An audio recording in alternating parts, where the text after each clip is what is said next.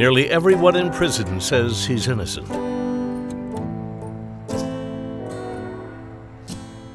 This is the story of one man whose claim might actually be true.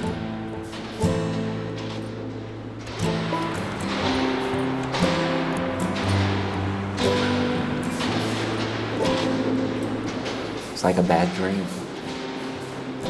I wake up every day wondering what happened. Why'd this happen to me? I didn't break the law. I didn't commit no crime.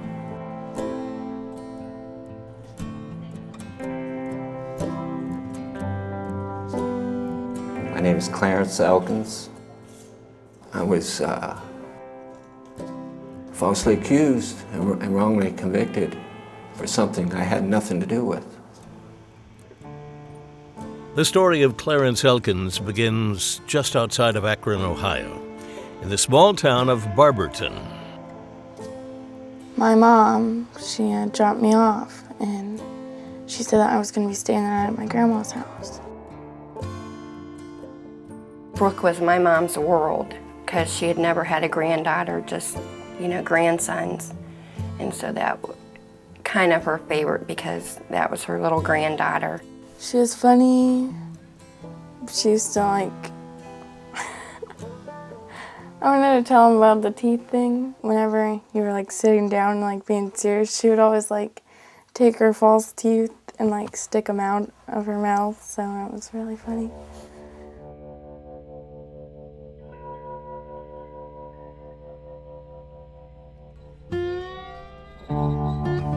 I heard a bunch of screaming, so I ran to the kitchen and I seen a guy looking over top of my grandma, like he had something in his hand. He was yelling at her, and I got really scared and I ran back to my grandma's bedroom. And I think he may have heard me and came into the bedroom and hurt me.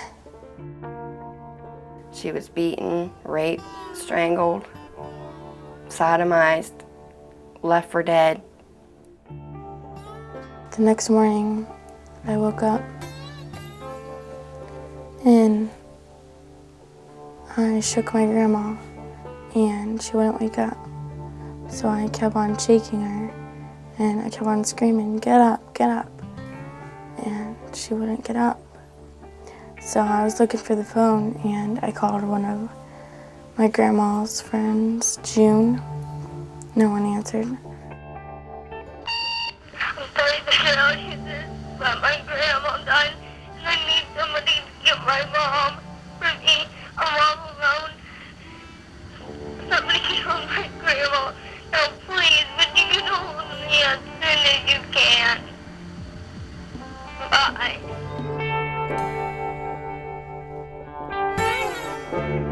I knocked on her door and I asked her to take me home, that my grandma was dead and that someone killed her. She took me and her 3 daughters to my house. And then I woke up to tremendous pounding on the front, back door, and the side windows of my house. And so I opened the back door, and there stood Brooke, covered in blood, in my mom's nightgown. They were asking, "Who did this? Do you know who did this?" I said it looked like my Uncle Clarence. He sounded like Uncle Clarence, and he was about the same height. And it was really, really hard for me to believe that he would do something like that, but I had to believe her. She was there. She's the one telling me all this. And then everyone was freaking out saying, "Oh my God, Clarence did it, oh my gosh." I was just so mad at him that he could do that to my mom, let alone Brooke. I just couldn't understand why he would do that. Later that morning, sheriff's deputies descend upon Clarence's home. And I remember Clarence going out the back door, and I seen him cross the window, and he kind of had his hands up like what's going on? They were telling me to put my hands in air and turn around and walk slowly backwards, which I didn't, because I didn't understand what they were doing or what they were at my home for. And then I seen 2 or 3 police officers running down the hill of our backyard in like helmets and vests and guns. And of course, you know, what the heck is going on here? Deputies tell Melinda her mother has been murdered, and Clarence is under arrest. I screamed. I ran in the house and I called my grandmother, you know, because I just couldn't believe what they were telling me. My uncle was on the phone and he said, yes, she's dead. And Brooke is saying that it was Clarence. And so I went to the police station. They tried to put words in my mouth saying why I did this and why I done that. And I just could not answer one question they had. My reaction to my niece when I first found out that she allegedly stated that I had did this, I was like, my God, you know, what a terrible mistake. You know, I know this isn't coming from her. This child is like one of my own children. And it's been a nightmare ever since.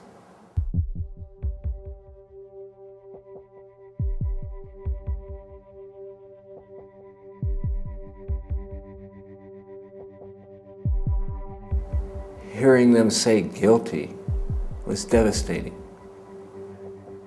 This wasn't happening to me. This don't happen to people, you know, like me that doesn't break the law, is not a criminal. And it was the most excruciating feeling when he looked at me and I looked at him and he put his head down on the table.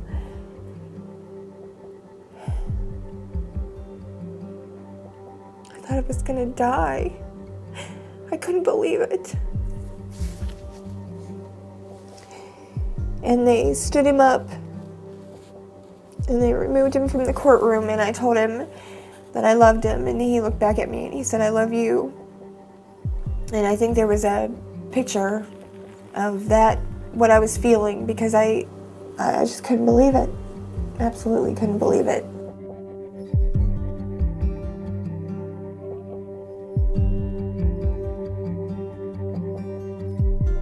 I had to sell our home. I had to find somewhere to move. I'd lost my job.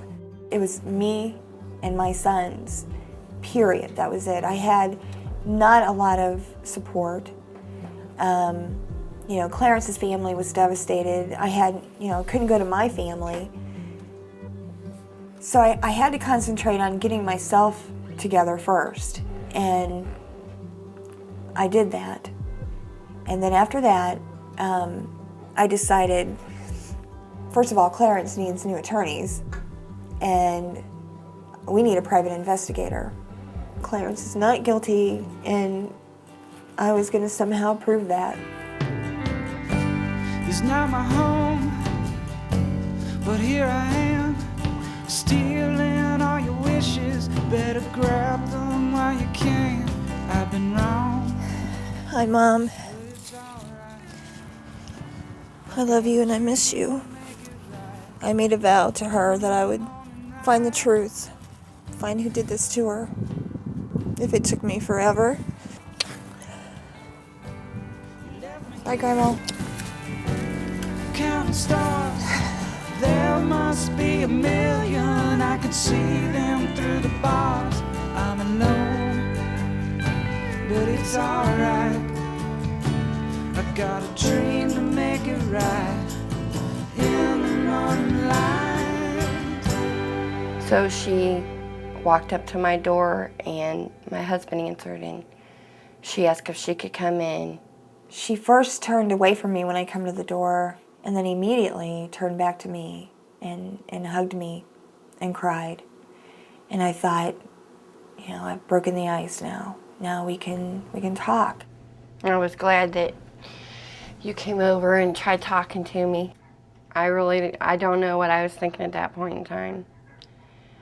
But I know that I had missed her and that I loved her and I wanted to see if her and my nephews were all right. So I chose to talk to her that day. And I'm glad I did. Like I said, I've known Clarence since I was 8 years old. So at the same time when I believed he was guilty, there was still a doubt in my mind that maybe he did not commit this crime. This is Brooke's first grade picture. I told my sister, whatever you need, I'll do. Interviews, whatever we need to do to try and get to the bottom of this. When a person accepts Christ as their Savior, they become born again. The salvation takes place. They're saved. They're Christians. When that happens, the Holy Spirit's in them, and He starts guiding you to all truth. I just wanted to be in her life again. I'm her aunt, and I loved her. And I wanted to be there for my sister. I know that she was devastated by all of this, as we all have. So what happened was Brooke wanted to come and visit. I always hung out with my cousins in the garage because they were like really cool people that you could hang out with. And my son Brandon had this like photo gallery of his dad out in the garage. And I seen Uncle Clarence in a family photo with all his brothers. And I noticed that he had blue eyes, and I was like, and later I told Aunt Mindy that the person that killed Mama didn't have blue eyes, they had brown.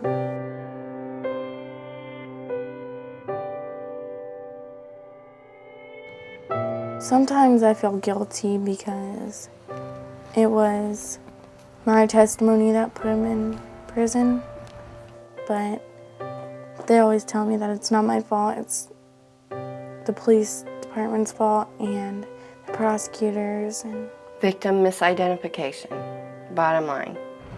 this is my brother's. I mean, you have to remember she was 6 years old. She was beaten, raped, strangled, sodomized, left for dead. And, you know, she was just traumatized. I told them I wasn't sure who it was, but then they're like, your Uncle Clarence did it. So I was like, yeah, I guess.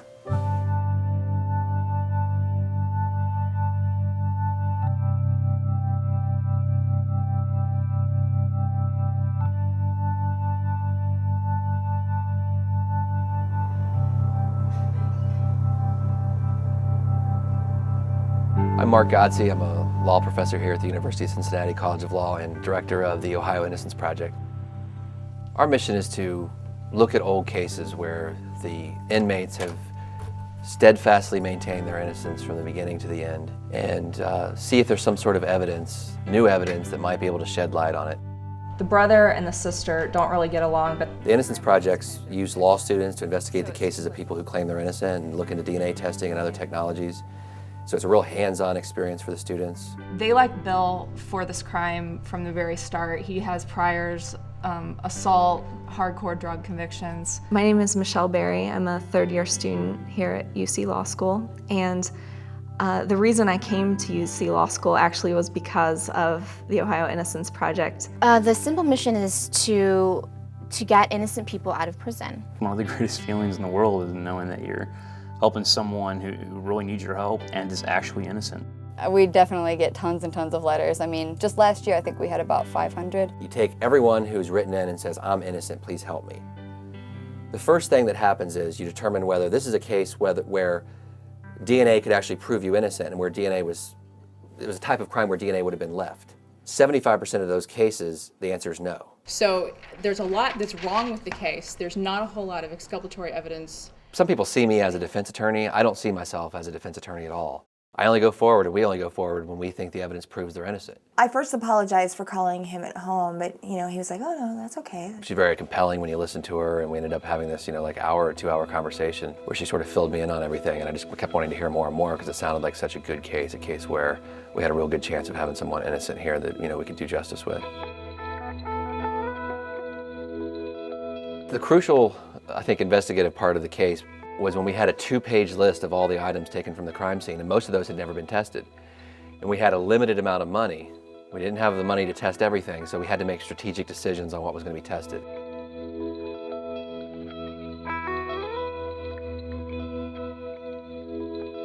We had a slam dunk case then and there. Evidence that could only have been left by the true attacker and completely excluded Mr. Elkins. You know, before that, there's always some doubt. You know, maybe you're helping someone who's not really innocent.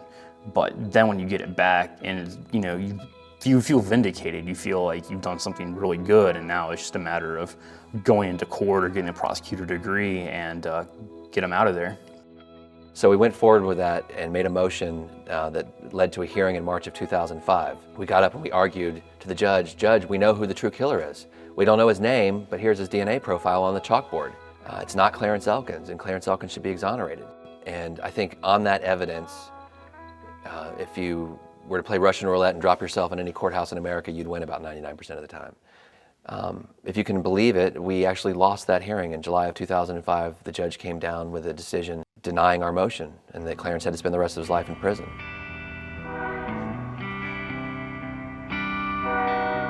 A new trial, at the least, was denied.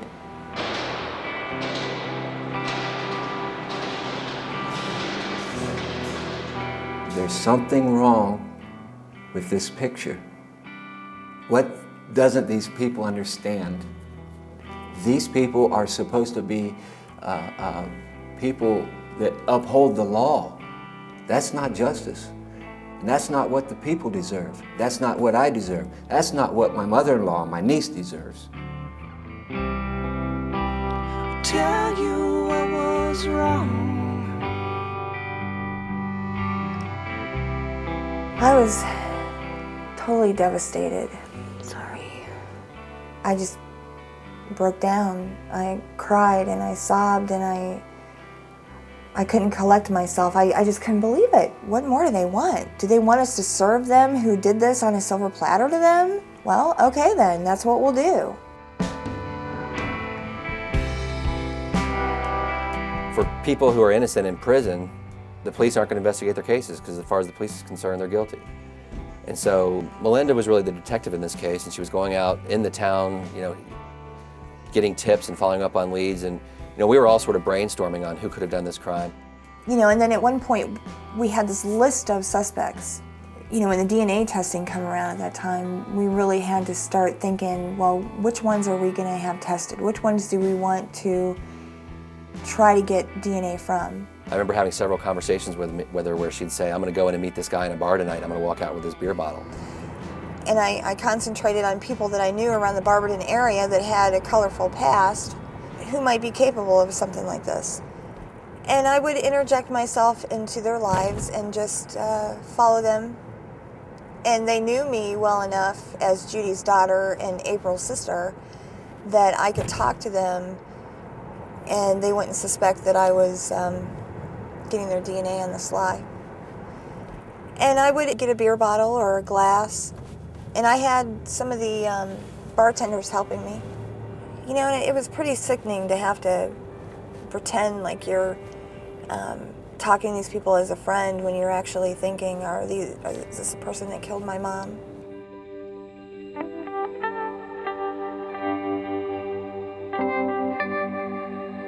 You know, looking back on it now, if they ever would have suspected that, I just wonder what could have happened to me, you know, but I was focused and I know that I needed to do this because there wasn't anyone else to do that.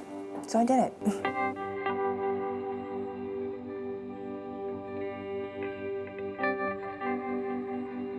I'm heading to Tanya Brazel's house, the front door actually. Tanya Brazel is the woman who lived 2 doors down, and the morning that the crime occurred, Brooke Sutton, the little girl, woke up and ran 2 doors down for help. I knocked on her door and I asked her to take me home, that my grandma was dead and that someone killed her. Tanya Brazel answers the door, and instead of doing what you would expect, which is call the police, call an ambulance, call her mom, she closes the door. She didn't let my niece in that morning. She puts her in her car and takes her home. And I asked her, I said, "Why did you not go check on my mom?" And she said that she was scared someone was still in there and that they would hurt her and the children. And I said, well, did you call 911? Did you call the police? Did you call anyone to get my mom help? And she said no. I couldn't understand. I mean, a child would come to my door in the shape that Brooke was in. She was very disheveled and bloody and injured. Your first instinct would be to take that child in and protect her and then call the police. She became, Tanya Brazel, the woman 2 doors down, the key witness against Clarence Elkins in addition to the little girl, because her testimony at trial was, when the little girl knocked at my door, she was screaming over and over again, it was my Uncle Clarence, it was my Uncle Clarence, I'm positive it's my Uncle Clarence. And so you actually had an adult sort of corroborating and backing up this weak testimony from the 6-year-old girl. I just kept going back to that, and I kept, why would somebody do that? What would be the reason? What are they, is there something they're trying to hide?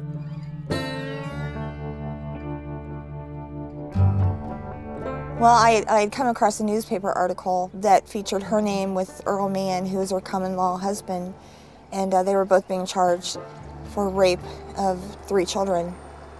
Specifically, Earl Mann was convicted and Tanya Brazel was convicted for aiding and abetting him. And these were anal rapes, which sort of matched what had happened in this crime. And I thought, my God, you know, and the possibility that he's a child rapist, you know, there was some kind of light bulb that went off that said to me, you know, you need to look at this guy. And looking at the records, which you can all see on the internet, he got out of prison on June 2nd and then was picked up again for another crime on June 15th, and the murders occurred and the rapes occurred on June 7th. So he was out of a window for about 13 days there, staying at that house where his common-law wife was. So it all just fit. Immediately he becomes a top suspect. How close proximity, it's just seconds, steps away from my mom's front door. I'm thinking that he had quick access to my mom's house and quick access back home without being detected. Knowing that he lived here and what his background was, I'm really thinking that he's the person that murdered and raped my mom and attacked and raped my niece. Also on the computer, you can type in Earl Mann on the websites we go to and see that where he's in prison for raping these little girls. And lo and behold, he's in prison with Clarence Elkins.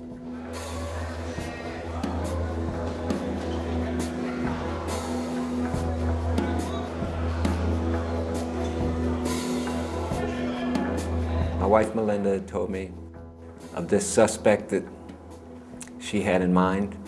And there were several ways I thought about retrieving DNA. I didn't want to point a finger at somebody I wasn't sure of. But once and for all, the opportunity arose. He had smoked a cigarette sitting there at the table, so there was a single cigarette butt in this ashtray. And it was just the perfect time. I had some tissue in my pocket, and I took the tissue, reached into the ashtray with the tissue without touching it, and wrapped it up, put it in plastic, and mailed it out in an envelope.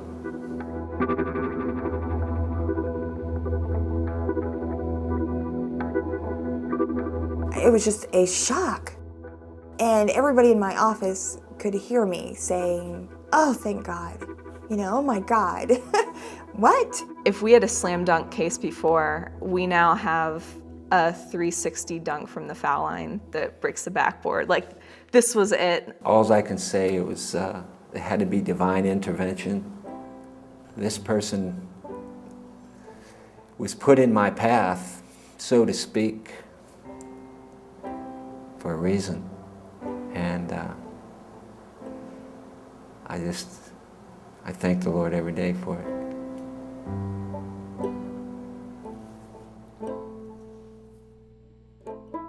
We got the results back from Earl Mann, showing that the true killer was Earl Mann. And having gone through what we already went through after we had previously proven that Clarence was innocent, and we saw that there's nothing we can do to change the mind of these prosecutors, there's nothing we can do to change the mind of the judge, we decided we needed some help. We needed to sort of do something unusual to sort of turn the tide. Mark Godsey decides to reach out to the state's top law enforcement official, Attorney General Jim Petro. And when I had the opportunity to hear the story of Clarence Elkins, I found it very compelling. This looks like this guy could really be innocent. We have to do all that we can to assist if in fact there's evidence to suggest that. It wasn't a matter of, 1 in 100, 1 in 1,000, 1 in a million, 1 in 2 billion. It was absolutely 100% not Clarence Elkins. I'd asked my Chief Deputy for Criminal Justice, Jim Canepa, to please communicate personally, sit down and have a discussion with the prosecutor or with the prosecutor's chief deputy, and we found it very difficult to arrange that. I actually traveled to Akron to meet with the county prosecutor, tried to speak to her both in person and by phone, and for whatever reasons, that wasn't accommodated. Maybe they thought that we were sticking our nose in where it didn't belong, but that's really not the case. We do have a good deal of criminal investigative authority when invited by local law enforcement agencies. And this is pretty compelling. You really ought to be looking at this because no one wants to sit back and let a guy sit in jail when he might in fact really be innocent. The DNA evidence connecting Earl Mann was very powerful originally, and there was a less than 1 in 4,000 chance that it was someone else, which is very, very powerful. But as the prosecution argued in their attempts to sort of protect Earl Mann and avoid admitting a mistake had been made with Clarence Elkins, they said, well, that's several hundred men in the state of Ohio. Of course, if you took those several hundred men and put them in a room, some of them would be 2-year-old babies and some of them would be 98-year-old men, some of them would be African-American, different races. And the number of these other men in Ohio that have this DNA profile who are convicted rapists, child rapists, who live 2 doors down from the crime scene would be 0. Free Clarence now! Free Clarence now! Free Clarence now! Free Clarence now! Free Clarence now! Free Clarence now! Free Clarence now! This is not about myself. It's for my mother-in-law and my niece and for the public in general. I think there's a lesson to be learned for a lot of people in this situation.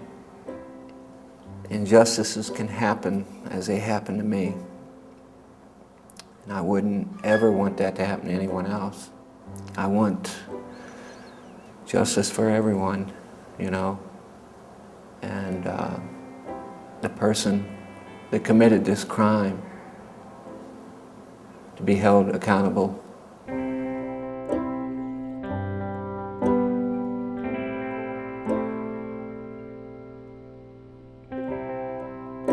I think the real question here is, when you absolutely know the person is innocent, what can you do to speed that process up? The guy is innocent. What can we do to get him out before Christmas?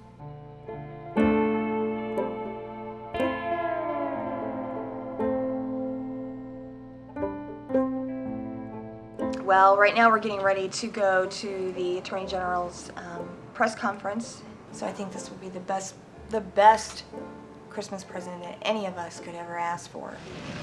I'm feeling it now. I'm just nervous. A few minutes before our press conference starts, we get a call from them telling us that they've agreed that they're going to be announcing it theirs, that Clarence is innocent and he's going to be released. Jim Petro, Attorney General, just came in and announced that Summit County is holding a press conference at the same time as ours, and they're going to announce that they're just dropping all charges against Clarence and seeking his immediate release.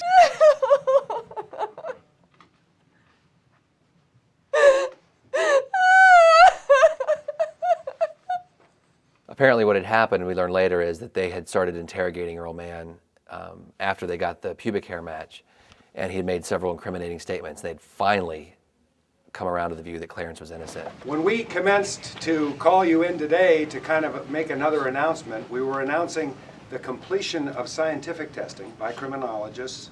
That information was provided yesterday to the prosecutor's office, and I guess I'm not trying to steal their announcement. They're making a comparable announcement in Akron at 11 o'clock.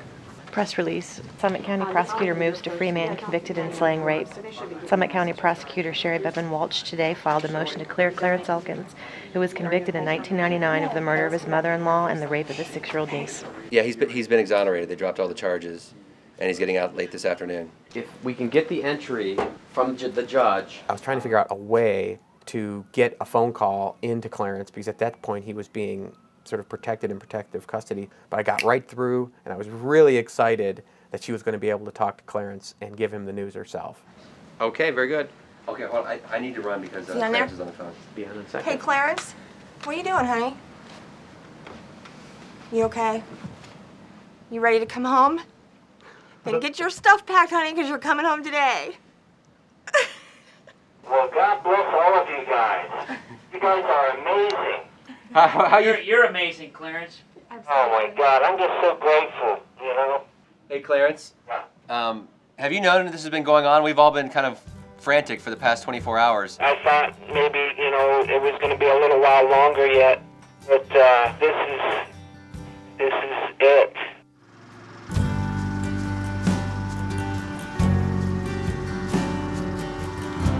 Nobody's going to be allowed past this flagpole. the flagpole.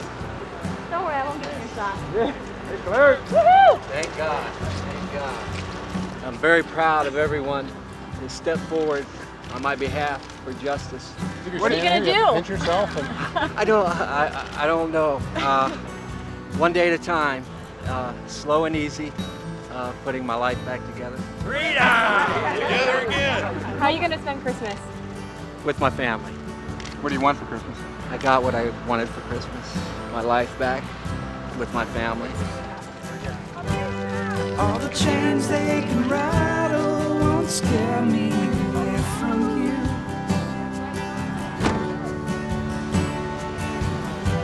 And all the vainest attempts just leave slight hesitation wounds. This is Uncle Woody's. It's a bar right across the street from the law school where it's kind of the local watering hole for the law students, and they come to celebrate things. So here today celebrating the Clarence Elkins case. This is the first time we've gotten together since he got out. It's an inspiration that I know that I'm going to carry with me throughout my career. Knowing that I'm picking up these skills and gaining this knowledge, and I'm able to use that to help people who can't do it on their own and have no other resort. I just know that's what I'm meant to do. Do I think the justice system is this, beautiful thing that we learn about in 6th grade social studies class? Absolutely not. But do I believe in justice? Absolutely. Free Clarence now! Free Clarence now! The criminal justice system isn't perfect, but if you fight hard enough and you have a lot of people on your side, you can eventually win. All right, you guys, let's have a toast to all the hard work that all of you guys have done, not only in the Elkins case, but all the other cases. Great result. And to Clarence. Yes! I sit by my window, I'll just watch the leaves blow away. This here road, Irish Road, is where I used to live in Magnolia, Ohio, 7.5 years ago. There's just so much that you can take inside yourself before you break. I had, approximately 4 acres. Used to hunt in all these woods here. There's no place for castaways like you and I to call home. It just brings back a lot of memories being here. We had a lot of good times here. And this was home. This was home 7.5 years ago. And it was all taken in an instant. It's very difficult. Very sad at times that it's not like it used to be, but at the same time, I got to move on, and that's our goal, is to move on and try to rebuild our lives. The really hard part for me, I'll speak for myself, I wasn't expecting, through all the happiness and the sense of accomplishment, through all of that, I was not expecting this rock of sadness to come over me as it did for my mom. I'm now starting that grieving process that I never got to do, and it's hit me extremely hard. My reaction has been to kind of go inside of myself, because I've only had myself to rely on, pretty much. I've made it that way only because I had to put up a wall, and that wall has doubled for me. I feel very disconnected from everyone.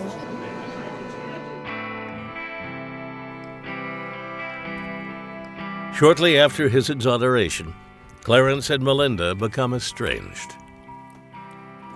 The hardest part is, you know, my wife Melinda has been, you know,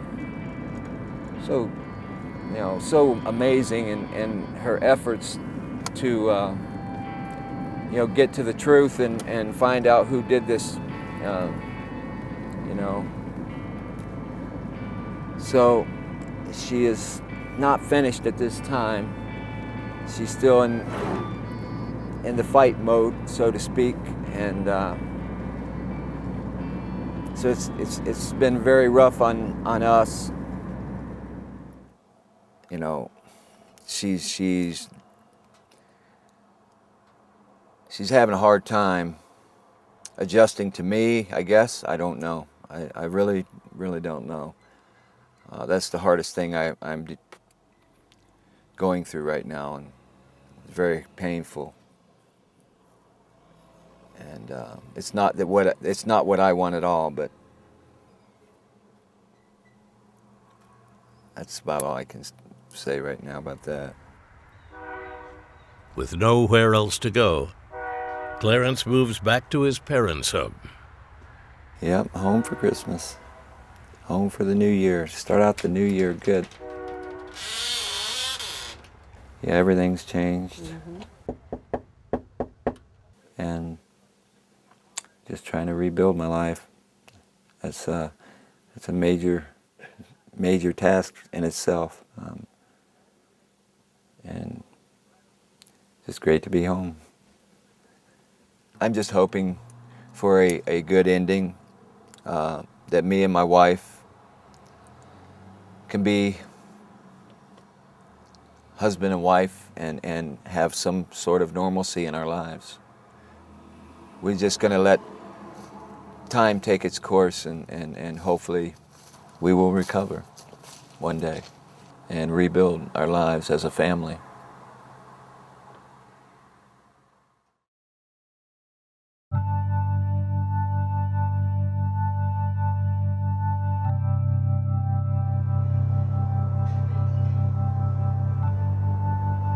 Many people have argued to me that, you know, all these wrongful convictions and ultimate exonerations prove is that the system corrects itself.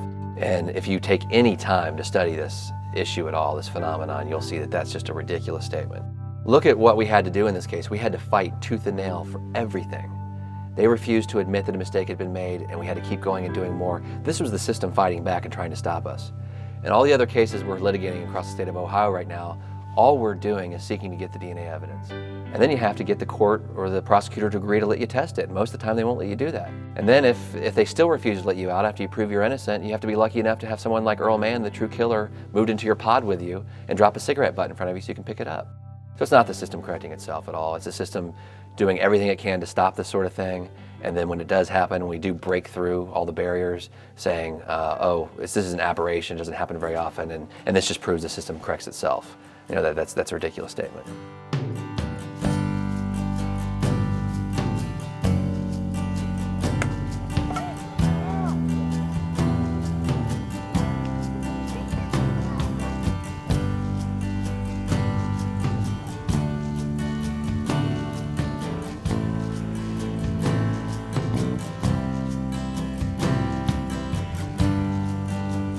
Well, after Clarence was released December 15, 2005, we expected a quick indictment of Earl Mann. That didn't come. So for the last year and a half, as I understand it, the prosecution has been investigating this case. And today, which is July 11th, they are going to formally charge him, arraign him today. I brought a picture of my mom, and today is for her. You know, I don't know what my reaction is going to be. I know that yesterday it felt like today was going to be Christmas, and today I'm a little nervous, a little angry. I don't know what my reaction is going to be, but I am happy that it's finally come to fruition on this, and I just can't wait until they formally charge him. It's just going to be a big amount of pressure off of me, because this is for my mom, and I vowed to do that for her, and here we are today. Okay. Good morning, Elkins. Good morning. This is Case number 2007-06-2079, State of Ohio versus Earl Mann. The defendant is present via telecommunications. He is represented by appointed counsel.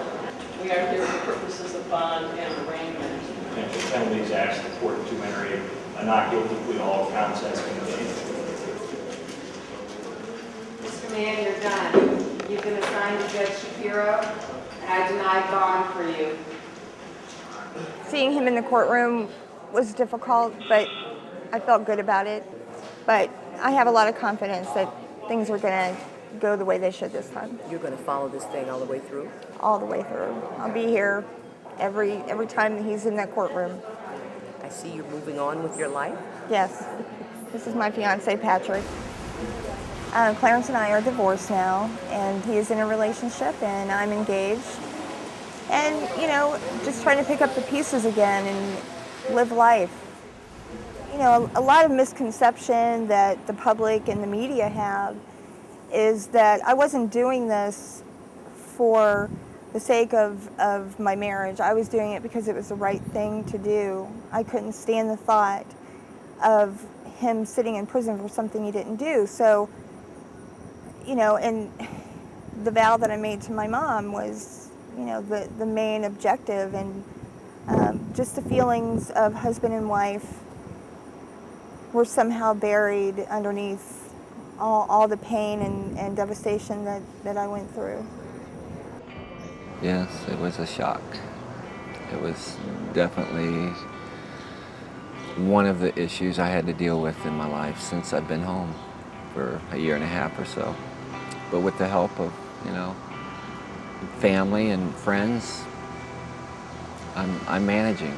I'm managing and trying to get move forward with my life.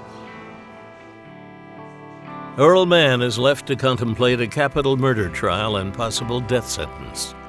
He decides it's in his best interest to plead guilty. Hey, I need some hairspray. Has anybody got any?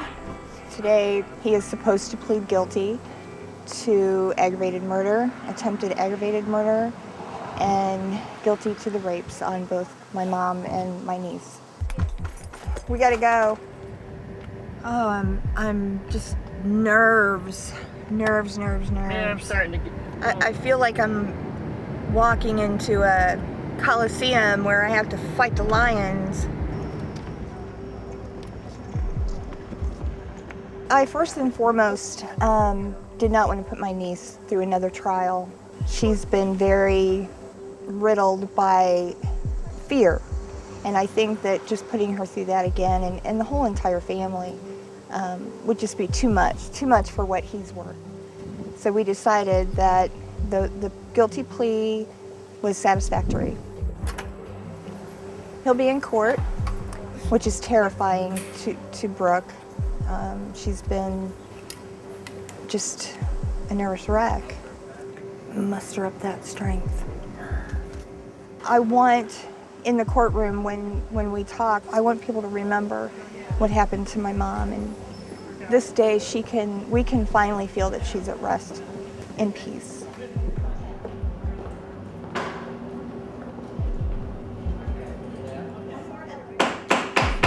All rise. This Court of Commons, please, is now in session. Your Honorable Judge Robert M. Gibbon is now presiding.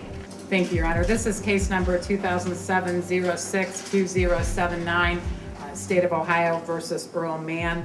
Judge, at this time, Mr. Mann is prepared to withdraw his former plea of not guilty, entering a guilty plea to the counts as outlined by the State of Ohio. Mr. Mann, understanding your rights and the effect of the guilty plea, how do you plead to the charge, first, of an aggravated murder? Guilty. Further understanding your rights and the effect of the guilty plea, how do you plead to the charge of attempted aggravated murder as set forth in count 3? Guilty.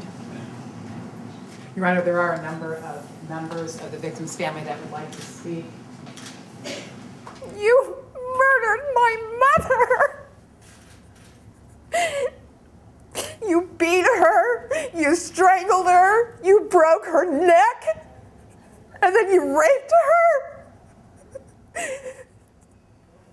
And then you tried to do it to a 6-year-old child. You're a coward. You're a murderer and you're a liar. I hope you are locked away for the rest of your life like the animal that you are, and you live in a cage for the rest of your life. And I hope you keep it in the back of your mind that you will never, ever again walk a free man on this earth. Because you know why? I got you. I found out what you were about. And that's why we're here today.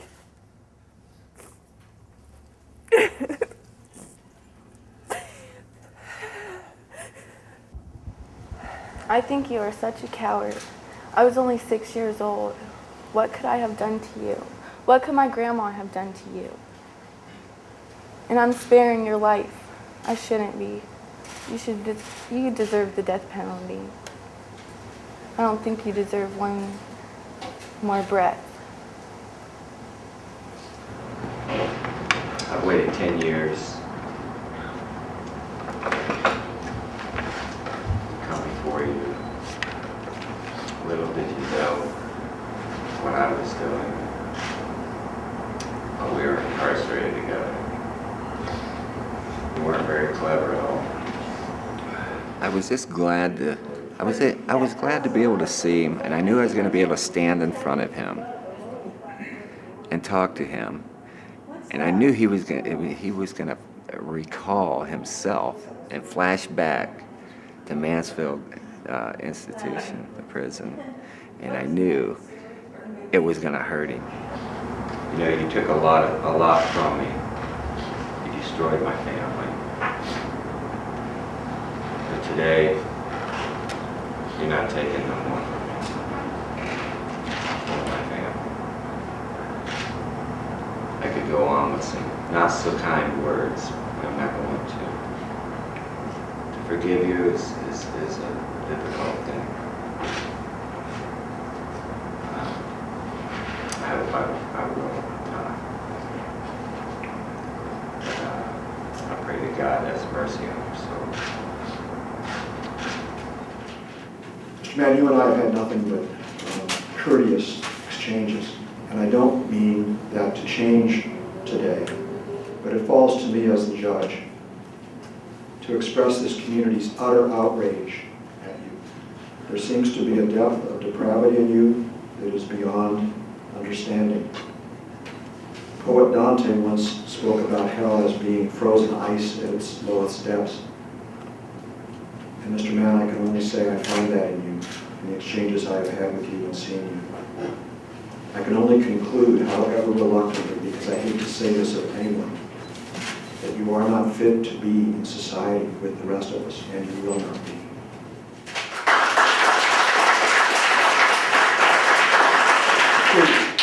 Please. I'd ask that there, however you may feel, please don't react until this is all over and you're out of the courtroom. I don't need an apology from him. And if he did say he was sorry, I wouldn't believe it. I wasn't looking for that. What I was looking for was for him to be in those shackles for the rest of his life. That's what I got. I'm hoping in time, yes. I'm hoping in time I will forgive him.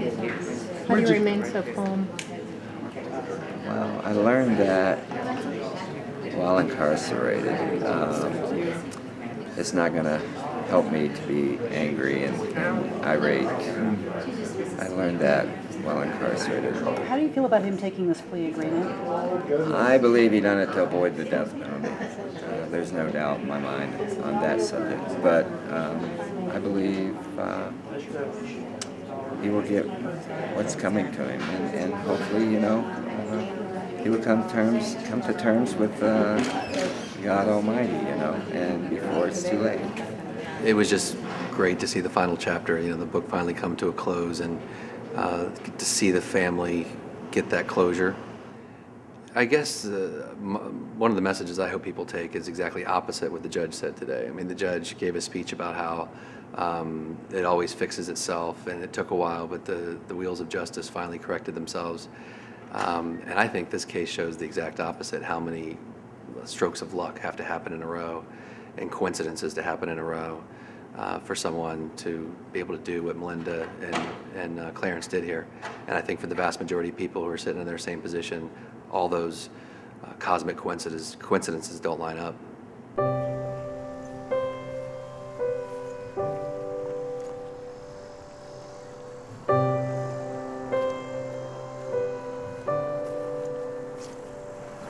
Well, Mom, this is it. We all love you and we want you to rest in peace now. It's over.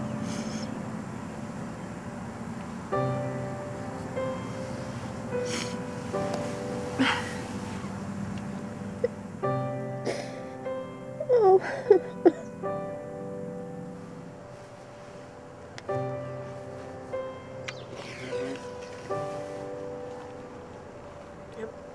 Oh, I do feel like there's a lot of emotions. I'm generally on a roller coaster when something big like this happens, but this is phenomenal and I feel very happy. I feel, we finally have created the moment where we can all say, it's over now. He's pleaded guilty, and we'll never forget my mother. Always keep her in our thoughts and our memories, and I feel that she knows, and it's a big relief that she can rest in peace now. Dear Lord, thank you for this day. It's been a day mixed with so many emotions, and we thank you that you have brought us this far with all the people, friends and family involved to bring down the man who created this chaos. And Lord, give us the strength to go on and live our lives, and let us help others. Amen. Amen. Amen.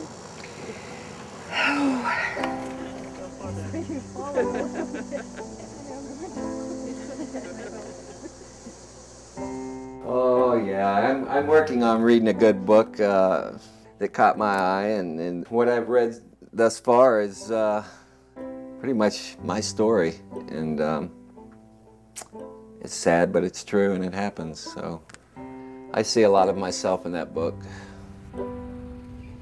I think at times that people just don't understand what we as wrongfully incarcerated individuals go through. I think it's a man thing or a guy thing that we think we can handle it on our own, and get through it and tough it out. But I found out that doesn't work.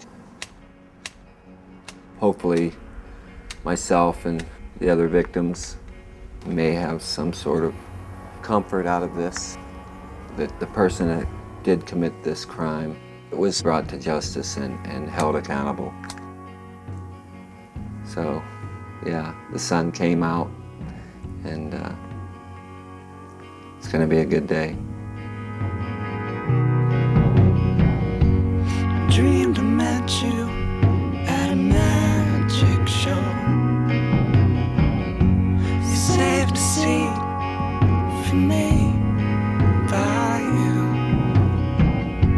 A crowd of people turned and watched the show. The split lady right in two. Which side are you on? The dusk or the dawn? Midnight or noon? Leaving too soon.